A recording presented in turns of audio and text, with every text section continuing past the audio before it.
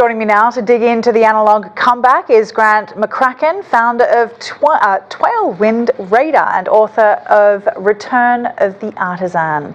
Grant, welcome to the show. Thanks for joining us. So many of these hobbies aren't new. In fact, they've been around for years. It's now that younger generations are really getting into it. What caused the trend to take off? I think what was once considered shamelessly old-fashioned, and the term grandma was the term used, that was the term of scorn.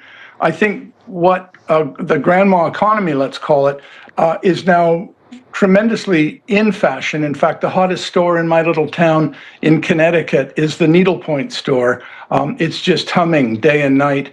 And that's a big change, and I think the change is driven by a kind of exhaustion with the constant press of the digital economy, which is wearying, and people talk about the fatigue of keeping up online. And there's something, you're in a sense always in play when you're hooked into the digital economy, and there's something about sitting down, picking up something that you can work with your hands. Needlepoint's a great example, and settling into that a much stiller frame of mind. It's contemplative, it's thoughtful. You can think about a lot of things while you're thinking about your craft, and in the process you can dwell on ideas, and you can come up with new ideas, a new creativity, as a result of which, it's renewing. It's good for your mental health, and I think that's part of its power. Yeah, it certainly seems like a nice break from the tech-centered world, and certainly social media. It's a different way of interacting and finding connection. Are we seeing a rise, in these more hands-on hobbies, do you think, as a way to counter AI? Yeah, I think so. I'm an anthropologist. I study people, spend long periods talking to people, and they'll talk about digital fatigue and talk about the sheer press of their obligations. There's an app called Strava, which keeps track of all the things you do for wellness and fitness, and people press back on that now and just say, listen, I don't want the tech following me. I don't want the tech to report on me. I don't want my friends following what I do. And there's some sense in which every time you're active and mobile in, the digital space, you're having to engage with a world that is emotionally dense or emotionally still. But when you're sitting with some object in the coziness of your own home, you're in a very different space.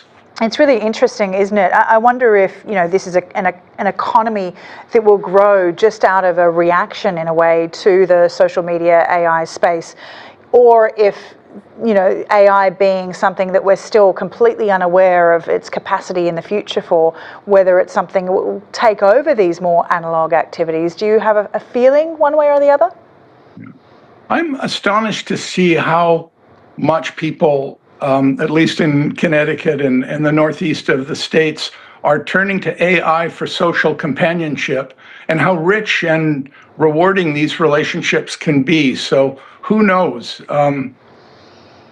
Relationships between humans can disappoint, but the connection with AI can be very rewarding. So I think we'll see a kind of a duality where people are connecting with their technology on the one hand for new connections to human beings, and the AI on the one hand, and then the grandmother economy will give them access to this more contemplative frame of mind.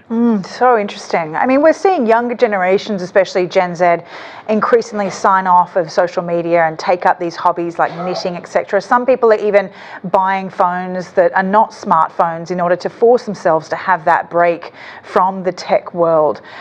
Is this having a desired effect on this next generation, do you think? Do you see, especially as a more mature man, do you see the younger generations shifting at all away from the online experience? I think they're perhaps being more selective. So the online experience will always give us access to networks, which give us access to vast social connections and the opportunity to meet more people in new modalities. And they will also be useful as a way of building worlds and participating in built worlds. So, that's all good. But I think people will be carving out more time for this very manual, tactile, sensual activity of a kind of handicraft engagement.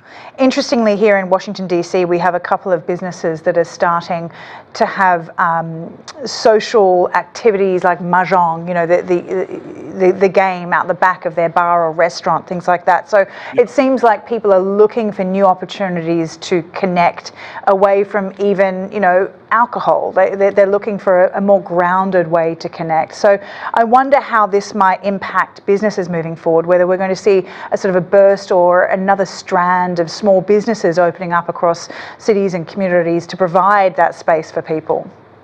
Absolutely. As I was saying, that little store, the store that speaks to the hobby economy in my little town is where the action is. I think it's also true that we're looking at, another thing that's hot in my community is something people are calling competitive charcuterie.